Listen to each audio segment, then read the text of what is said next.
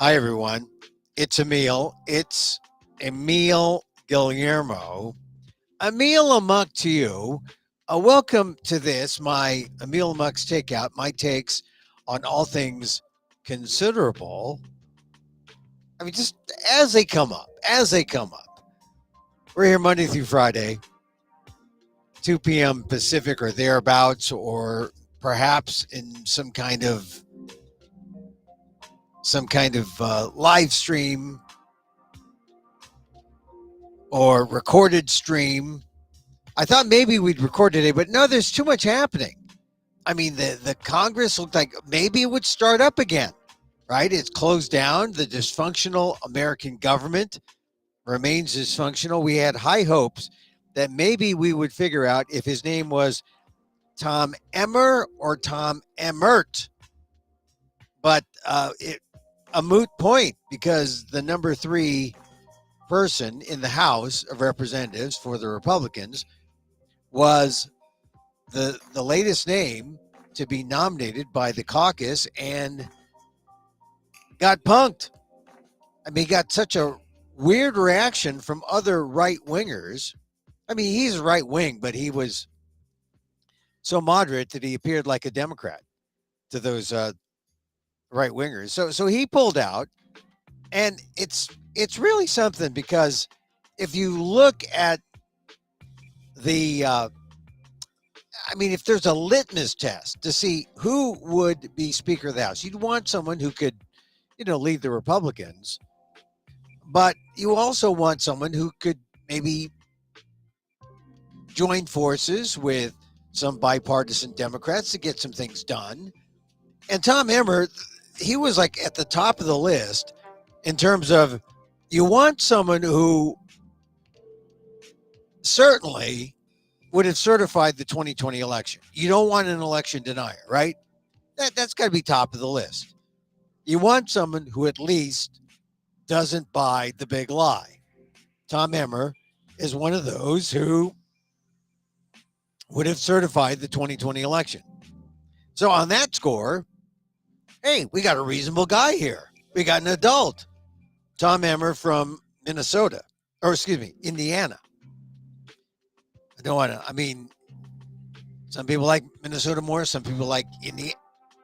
I don't know who likes Indiana. No, everyone likes it. The Speedway. All right, the second point is Ukraine aid. You want someone who's going to help out another democracy against Russia. So he was yes on Ukraine aid. And then you want someone who'd have a debt ceiling deal so we don't have to shut down the government. And he was yes on that. And there's a number of Republicans who are yes on that, but only 3 who are yes on the Ukraine deal, and only 2 Republicans who are yes on certifying the election. And the other one on the certifying election, which I think of the 3 issues is crucial. That's Representative Austin Scott of Georgia. I don't think he's got a chance, but he maybe now. Emmer is pulled out because he had something like 20 people voting or not voting. And here's the thing. The reason why you can quickly get some votes and get people out into the floor where they would fail is because they do it by secret ballot. And if you do it by secret ballot, you can vote for whomever and not fear any kind of repercussions. You can vote your conscience, and which they should. They should be conscious when they vote their conscience. But for some reason, Tim Emmer is too far to the left for the Republicans. He pulled out, so who knows what's going to happen now. But we had a shot at opening up the government. Now we don't. And who knows who's going to be nominated now. Maybe they'll have the caretaker speaker. The guy with the bow tie, Patrick Henry. Maybe he'll be nominated. But it just shows you how no one has any respect for the institution of the Congress. Now, having been a flamethrower in my youth, I kind of get it. but I was never high up on the food chain at an institution like the United States Congress, where my flame throwing really made any difference. This makes a difference here. And now is the time for grown-ups to lead. And there are few in the Republican Party, if not zero at this point. So I just got to mention that now because it just happened within the hour. A couple other things happening. You got to talk about Iran and Hamas. It is Iran and Hamas. It's not really Iran and the Palestinians. And I think we ought to just cop to that right away. It's not Iran, or excuse me, it's not Israel. Boy, was that a Freudian slip? It's not Israel versus the Palestinians. It's Israel versus Hamas. That's the war. And I know a lot of people want to complicate things. A lot of people want to bring in all the history going back to before or the end of World War II, and when they're searching for, where do we put the Jews? Where do we put the Palestinians? And you can go back to that history, but I think all you really need to do is go back to maybe 2005, 2007, when the Palestinian Authority pretty much gave up. They were corrupt to begin with, but they pretty much gave up, and they allowed Hamas to come in and take over. And Hamas has been such a great, I say that sarcastically, such a great ruler of Palestine that they use their own people as human shields, as well as state very plainly that they exist to make the Jewish people extinct.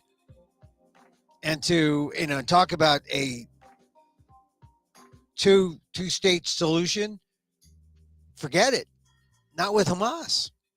So I think we have to. That's the basic thing we have to understand. And that for the last 17 or so years, there's been this blockade, but Israel has pulled out troops. They say they're not occupying. A lot of people say, "Oh, wait a minute, they're occupying."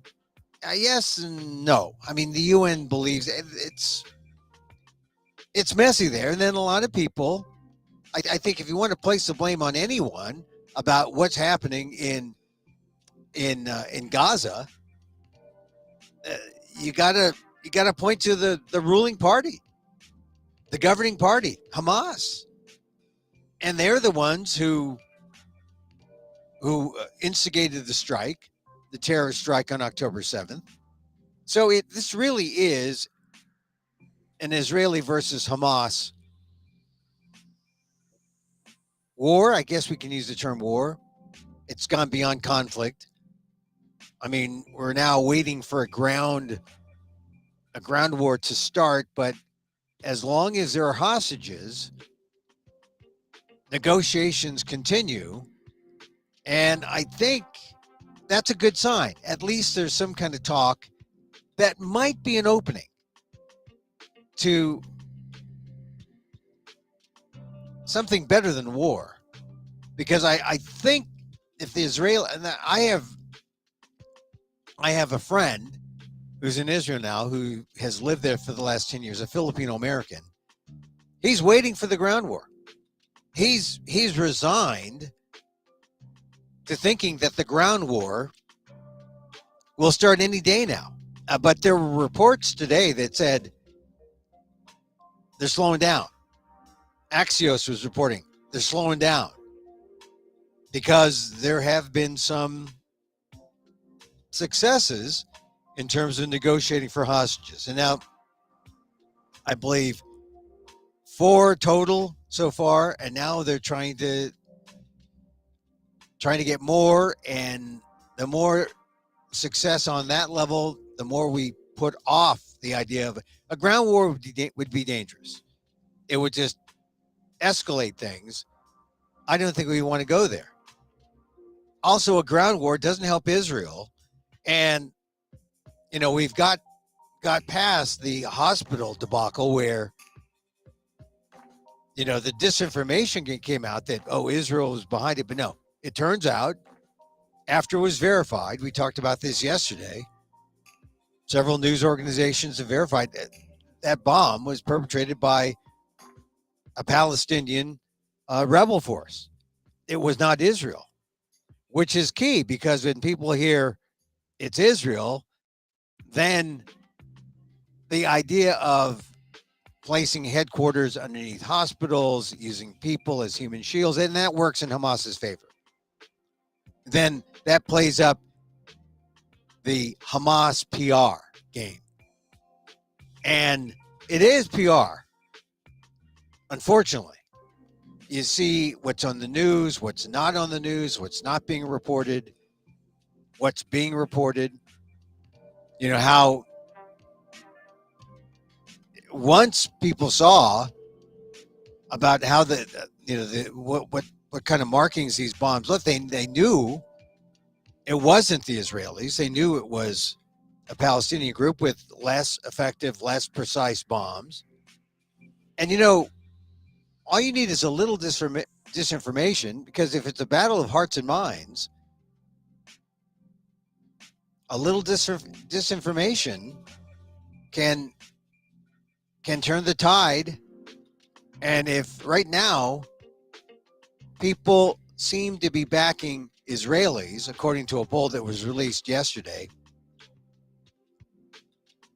but it's a very slim margin, and that I believe the poll was taken just as the news was hitting that Israel was not responsible for the hospital blast. But the more people understand, because that's what we need. We don't need protests. We don't need people going. Well, we need people's voices, but we need people giving out real facts, pointing out the nuances here, because people need to know that Hamas is not Palestine. Hamas is not the Palestinians. There are Palestinians who are side by side with the Jews and want peace and want to live a life that they had before Hamas. When, believe it or not, the economy in Gaza and the West Bank was on par with the Asian tigers, with Singapore, with Hong Kong, but not since with Hamas. So there are a lot of people who would say gladly, yeah, we need a two-state solution. We need to work together. A lot of them were at that concert that was bombed, and where hostages were taken, where people were killed, October 7th. So I'm reading a poll. This is in the Wall Street Journal yesterday. U.S. public opinion rallying behind Israel as it responds to the deadly attacks on its citizens by Hamas. That's according to this poll. It's a Wall Street Journal Ipsos poll. But there's this feeling that I hear a lot of protests that are anti-Israel. I hear a lot of protests that are bringing up the Palestinians, and they forget that if they do that, they're linking the Palestinians with Hamas. And yeah, Hamas is the ruling group there in Gaza, but they are not the good guys here. They are not the good guys. The poll found Americans drawing a sharp distinction between Hamas, which controls the Gaza Strip and is committed to the destruction of Israel, and the Palestinian people who live in Gaza and the West Bank. So it's good. That's what the poll found, that there is a distinction drawn by the public. But it also found increased support for Israel compared with prior surveys in its decades-long conflicts with Palestinians. So some 42% in the survey said U.S. should side with Israel, a record dating to 2002, while 3% said the U.S. should take the Palestinian side. So that's pretty massive. So what we're seeing perhaps in the coverage of campuses and and other kind of news media, we're seeing the dissenting view of people embracing the Palestinians and maybe unwittingly also embracing Hamas, not knowing that the two are really separate. So it says here, at the same time, the survey found Americans reluctant to become engaged in the region.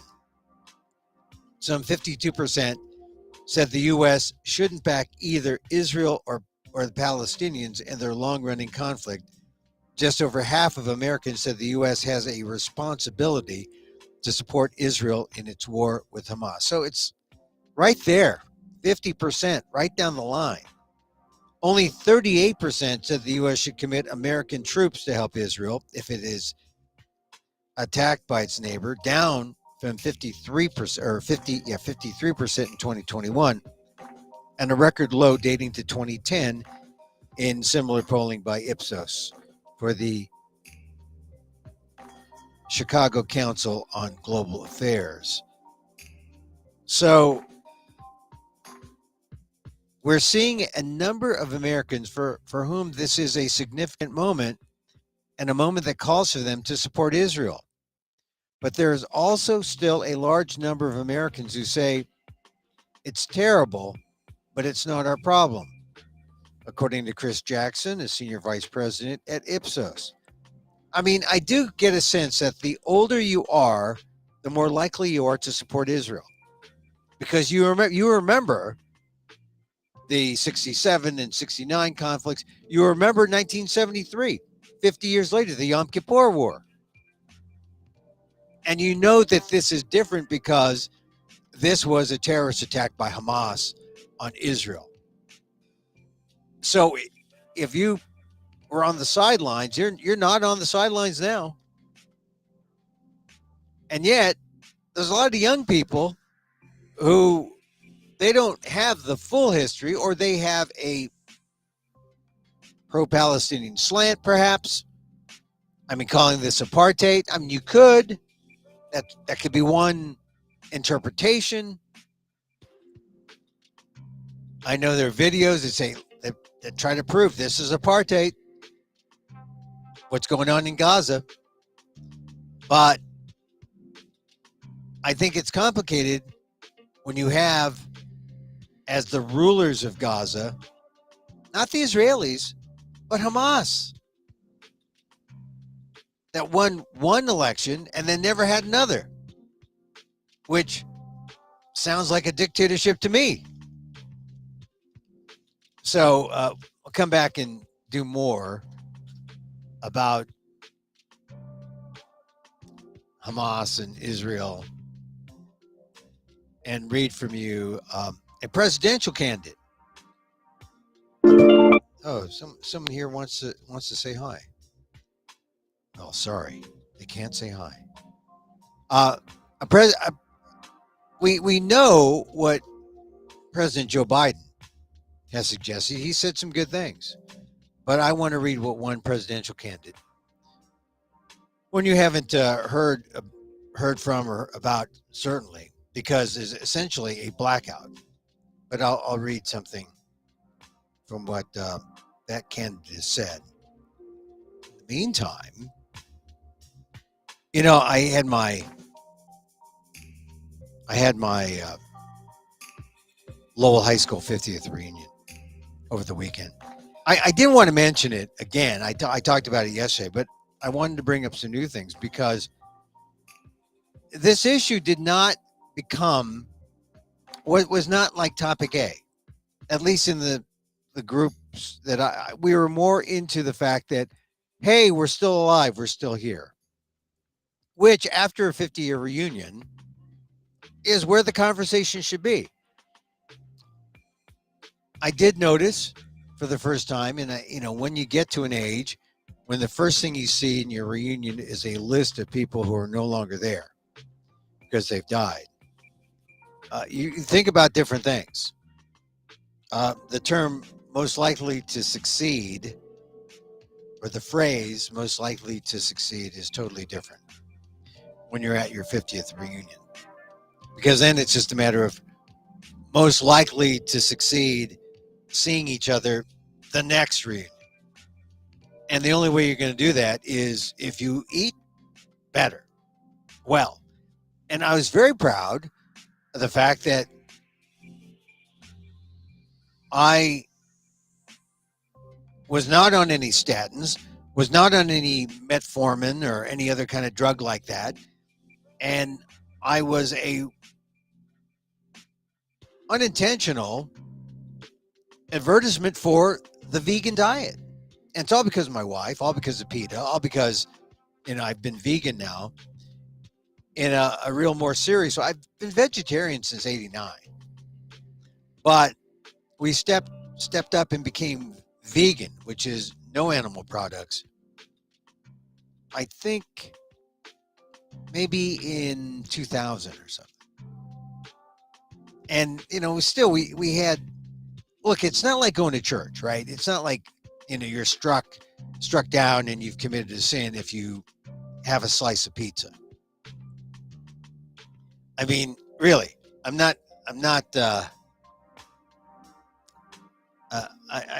not like the Catholic Church, where you have to go to vegan confession and say, "Bless me, Father, for I have sinned. My last goat cheese was Friday on my salad. Please forgive me. I should have had the fake diet cheese." But we all know that doesn't taste as good as everyone likes to think. So, but it does take a commitment. You don't have to approach it like, "Oh, I'm so bad." This is bad for Catholics like myself because, we tend to self-flagellate. So you don't have to do that for your veganism. You just have to reset and go forward and pick yourself up, dust yourself off, and eat right at the next meal. But I was very happy that I was, just from all appearances, so much healthier than my pals. And I was really, I'd like to help them. I mean, and this is an offer to any of my classmates. I mean, we'll have little vegan phone sessions where we can talk and I can help you stay the course or help you feel good about, a cheat day. And so you pick yourself up and you recommit, because all the things that are health related, being overweight, having, having statins so you can eat all the cholesterol you want, that's not a good plan. You could be helped. You can reverse all that just by eating well. And I can share those thoughts. Just contact me through my website at amok.com. If you're a classmate, or even if you're not a classmate, and you say, "Hey, I just need help being a vegan," happy to do it. But I was glad that I don't want to body shame anyone, the men, but boy, the athletes. See, here's the thing. I was sort of an athlete for the first year that I was in high school at Lowell. And really, it was my time. It was my time to play football, my time to do all the athletic stuff, because I was a great athlete between the ages of 10 or 11 and 14. And then everyone grew. And from the ages of 15 on, I was like, I just wasn't the same size. Everyone grew except me. And the advantage of having played, say, football since I was 12, the 3-year advantage vanished when other people just grew more muscle, more pounds, got more pounds. And so I stopped playing.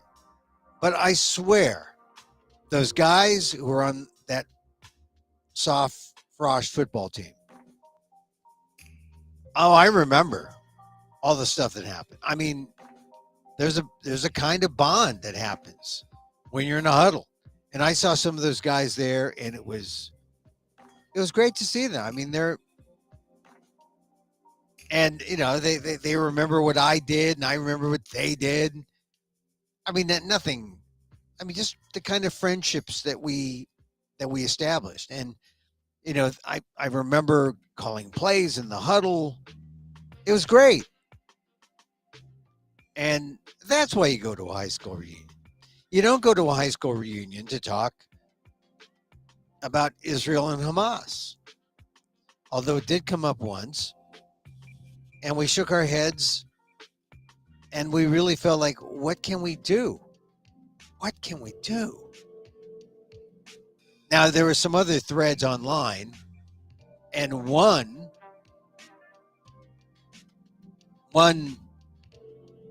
classmate was not able to come. He'd retired in Israel, was unable to come back, and was sending it out, and was very grateful that some people in our group sent pictures and talked about the people they saw. It was a great time. But then he mentioned the existential threat to Israel that exists now. And, it's almost like this is sort of like the kind of Thanksgiving conversation that you want to avoid. Don't talk about religion, don't talk about politics, but it's important. This is our life right now. I mean, President Biden wasn't kidding when he was talking about, I know he uses the phrase a lot, we're at an inflection point, but this could determine the next, not just one generation, maybe two generations. So there was there wasn't a vigorous debate. There was no debate, except that there were some people who were against war. Like, I'm a pacifist. I'm against war. I'm not against Israel. I'd like there to be a ceasefire. That's not going to happen. But I can support Israel as having the right to defend itself and hope that we find a way to work to peace, because that's the only way out of this if we're going to save ourselves, save the world. I mean, really, we're at a unique time. And just before I got to the reunion, I just was looking at my phone, going back 50 years at all the things that had happened, right? The Vietnam War ended, 1973. Roe v. Wade passed, struck down those restrictive abortion laws. Yay, no condoms. What else? Nixon was on the hot seat. We're going to hear him say, I'm not a crook. Of course, he won the election in 72, but in 73, it got hotter and he had to ultimately step down. But we look 50 years ago and all that, and look at where we are now, and it's worse. Nixon, he's like a amateur compared to Trump. Roe v. Wade, which struck down the restrictive abortion laws, the restrictive abortion laws are back. And then the Vietnam War, we ended the Vietnam War in 73. And then, look, we've got two potential hotspots that could become world wars. We're not in a good position 50 years later. So let me talk about what's on my ALDEF blog. aaldef.org/blog. It's the Asian American Legal Defense and Education Fund. There I was on Sunday after the reunion. The reunion was Saturday night. Back home Sunday. Turn on the recorder, recorded 60 Minutes. Let me see, 60 Minutes certainly will have something about the Middle East, but they don't. If you tuned in expecting some kind of lead report on Israel and Hamas, you really didn't get one. Instead, Asian Americans, especially Chinese Americans, got a wake-up call from the FBI. The first story barely touched on the crises in the Middle East. It featured FBI Director Christopher Wray talking about how the fluid and volatile environment over there could spit out in the U.S., he said. The report referred to violence in the U.S. that had already erupted with a 6-year-old Palestinian-American boy stabbed to death in Illinois by someone who was mad about the whole conflict. But then came the hard pivot to the real political fear obsessing Wray and the FBI, and that would be China. So this is the link between, it's just another geopolitical fact in the equation, but you could see and hear where this was in the priorities of the FBI Director Christopher Wray. It was right up there, if not above, Israel and Palestine and Ukraine. I mean, China's been on Wray's radar for some time, especially during the Trump administration. That's when the FBI had an overzealousness with the potential to impact innocent people, specifically scientists, academics, lab researchers. But this time, Wray was with his buddies from the so-called Five Eyes, a group made up of the intelligence heads from the US, Australia, Canada, the UK, and New Zealand. The Five Eyes. Formed after World War II, the group has never made a public appearance together until recently in California, Silicon Valley, to drive the point home that technology in AI, biology, computing is being stolen in an espionage campaign by China. The spies amongst us. And now, here was Wray and the Five Eyes on the top TV news show on CBS, The Sixth Eye, right? And Wray saying to 60 Minutes, there is no country that presents a broader, more comprehensive threat to our ideas, our innovation, our economic security, and ultimately our national security. It's talking about China. We have seen efforts by the Chinese government directly or indirectly trying to steal intellectual property, trade secrets, personal data all across the country. And then he talked about 2,000 active cases and said China was, what China was doing was a threat to our way of life. And then he went further. He said, we welcome business with China, visitors from China, and academic exchange. What we don't welcome is cheating, theft, and repression. So this was the line in the sand. But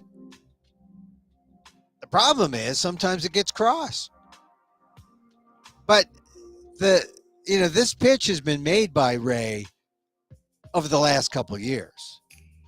Certainly during the Trump administration. Now it's coming back.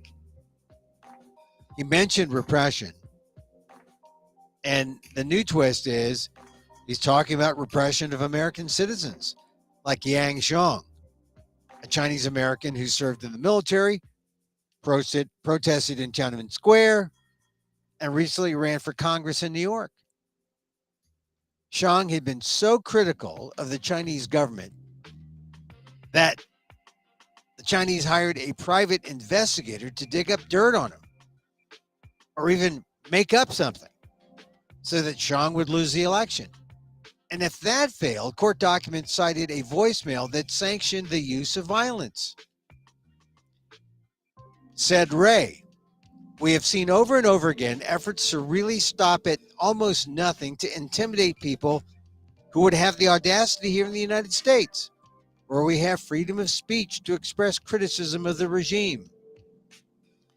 The upshot of the report was that China was running a criminal enterprise, and Ray said if China wanted to be a great nation, it should act like one and not work with criminals, but work to uphold the rule of law.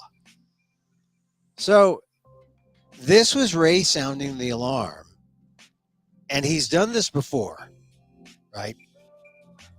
But this time he's focused more on China as the bad guy. It's more like traditional China bashing. So I guess that's an improvement, right? And because during the Trump administration, Ray's public approach always seemed to end up with Chinese Americans being viewed with suspicion. Now, a slight turn. We're the victims of China, and Ray wants those among us who work with cutting-edge technologies in business to be in the FBI's eyes and ears, right? If you see something, then say something, Patriot. But, and this is the big but, there have been cases in the past where that approach has backfired, leaving innocent Chinese Americans wrongly accused of espionage. 3 words say it all. Wen Ho Lee, classic case, and there are many others. Go to my ALDEF column, aaldef.org/blog, and click on the link there on the column. So the question is, how will Asian Americans be treated this time? We know if Wen Ho Lee, where he's placed in solitary confinement, he was accused of espionage, but later the charges were reduced, and the government had to apologize. Will Asian Americans be treated the same as Wen Ho Lee, or will the treatment be any different? Clearly, the fear is being stoked when Ray sounds the alarm while parading with the Five Eyes. And now, just within the last week or so, you had China courting Russia real hard last week. The emerging geopolitical order can easily find us in a new heightened era of suspicion. It leaves us, Asian Americans, specifically Chinese Americans, potentially stuck between China's long arm of repression or the homemade American version, a mix of repression and xenophobia. And you thought it was treacherous in the Middle East. That 60 Minutes piece that played over the weekend on Sunday was like a warning to all Asian Americans. This is in America. We'll see what kind of heavy hand the FBI plays. They've got 2,000 cases. And some are good, not all of them are good. We know they've made mistakes in the past. How sensitive are they to innocent Asian Americans? He says that there are some innocents who get played, who are naive. Well, by going on 60 Minutes and doing that story and say the Five Eyes are upon us, consider that Asian Americans have been warned. It's not a good thing, I think, because once again, we're Americans, right? We shouldn't be looked on with suspicion. But I fear this is something that is a consequence of this emerging new political order, geopolitical order that we find ourselves in. So let's hope. Stay on your toes. We already know in the interim, just between the time that Trump is gone, Biden's in, There have been some cases where scientists have been wrongly accused. There have been scientists whose lives have been wrecked. This is even before Trump.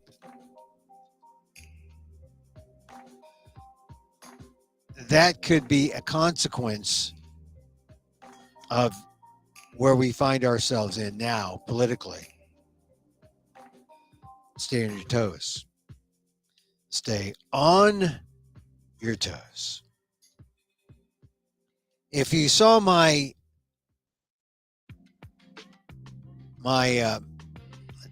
Twitter thing or on Facebook, I put out a little notice about what I was going to do today. And I had Larry Itliong's picture. I only put it there because I'm building up, because it's going to be Larry Itliong's birthday tomorrow, the 25th. The 25th. I mean, this is another reason why Filipino American History Month is in October. Larry Itliong, when you talk grape strike, why don't we mention Larry Itliong first? Why do we mention Chavez? Cesar Chavez. Look, Cesar Chavez came on, but Cesar Chavez had no clue about the grapes, about the strike, about the workers, until he was schooled by Larry Itliong. Chavez wasn't a union. It wasn't. I mean, the UFW was formed when Larry Itliong gave the word, and Chavez brought his Mexican laborers, who were just part of a really, I mean, it was an organization, but it was not like a union, right? They had a phone and a fax machine, I think the guy said. They had a phone and an office, and that was it. It was more like a social group. And Larry Itliong led the Filipinos on strike September 5th, and then later brought on the Mexican workers and Cesar Chavez, and that's how the United Farm Workers were formed. So I'll talk about that tomorrow. We'll talk more about Larry Itliong. Talk about his birthday. Always a fun time. And then, share a couple of things that he said. All right. So now I want to read something about, we know where President Biden is on Israel and Hamas. He's very pro-Israel. Wants to give them, $100 billion by the end of in the next budget. We're not going to have a next budget if we can't get a Speaker of the House. So let's hope that happens. But I wanted to read something from another person who's running for president. And the words are pretty clear. And maybe if you're saying, oh, Biden, I don't think Biden's too old. I think Biden could make a great president.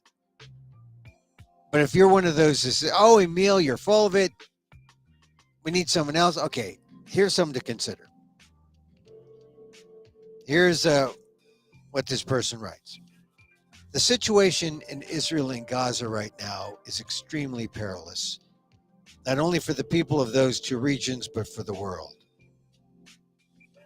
Atrocities, such as those committed by Hamas against civilians in Israel, were acts of pure evil, transgressing the most basic dictates of a moral universe. The invasion did nothing to promote the cause of justice for the Palestinians. In fact, it puts the cause of justice for the Palestinians back for decades and possibly longer. Hamas is a terrorist organization, and this was a terrorist attack. The aspirations of Hamas have nothing to do with striking a peace deal with Israel. Their stated goal is the complete eradication of the state of Israel, and they will settle for nothing less. While it is often stated incorrectly that the goal of Israel is the extermination of the Palestinians, in fact, the stated goal of Hamas is the extermination of the Jews. Clearly, they are trying, and Israel cannot be expected not to respond. No one expected the U.S. to not go after Al Qaeda after 9/11, and no one should expect Israel not to go after Hamas. Oh, there's that use of that double negative. No one should expect Israel not to go. Okay, not quite a double negative, almost. Of course we did, and of course they will. But an eye for an eye doesn't just leave everyone blind. In this case, it leaves everyone dead. Now, while I have cried for days about an event that exterminated 10 times more Jews than died on the night of Kristallnacht, I'm crying the same infuriated and helpless tears for the over 2 million people who live in Gaza, over half of whom are children. Now, I read this because,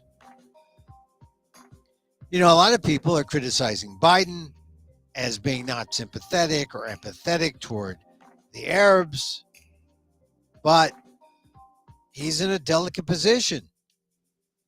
And I wanted to read this because here's another politician. You don't hear very many politicians speaking out against this. You hear Ilhan Omar, say some things that are, I generally like her, but I think she's been wrong here. And, all the other members of the squad.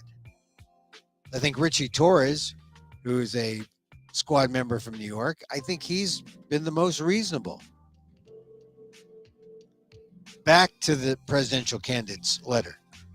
Humanitarian corridors must be established immediately. This is what this candidate would do. The siege must end and power must be restored immediately so hospitals can be more than graveyards. Gazan civilians and foreign nationals must be given safe passage. There are surely phone calls going back and forth among world leaders today, including Europeans and Arabs, seeking desperately to broker some kind of humanitarian solution to create a ceasefire and restore delivery of water, food, and medical supplies. Now, here's a key point. Hamas is not the Palestinian people. In fact, Hamas displays dictatorial power over their own people in Gaza. Yet innocent Palestinians, as well as Israelis, are already paying a terrible price for what has happened. And their safety must be as high a priority for the world as should the safety of innocent Israelis. I mean, that's the point. Hamas is not the Palestinian people. People have to remember that. Hamas displays dictatorial power over their own people. Remember that before you say you support Hamas. If you support the Palestinian people, you've got to be for peace. And you can't be anti-Israeli. Hamas has announced it will start executing the 150 hostages one by one if Israel takes military action against Gaza, leaving the hostages' loved ones, an entire nation of Israel, in a state of horrifying trauma. No person of goodwill anywhere in the world wants those hostages executed. And now it looks like the negotiations are working. There's talk of more hostages being released. But these are the words, rather, of Marianne Williamson. And I read them because you won't see her covered. You won't see her views get out. And she's speaking responsibly and honestly about a world situation that few dare talk about because few are willing to take the backlash if they are saying something politically incorrect. But, there's some people say, well, we're pro-Palestinian. And there's other people say, well, that means you're pro-Hamas. Oh, no, we're not. But they don't make that distinction. Other people say, oh, we're pro-Israeli. And then people say, criticize them and say, how can you be pro-Israeli when they're trying to eradicate the Palestinians? Not true. So a lot of misinformation. The fact is, if you want to go for peace, the rhetoric that brings us to peace is the rhetoric to adhere to. And here she talks about, Marianne Williamson talks a lot about things she would do. Now, here's what she says. Peace building will be a cornerstone of my presidency. And the peace builders of the world will always have my ear. People have asked me what my Department of Peace would do in this situation. The point is that the Department of Peace could have helped prevent it. I don't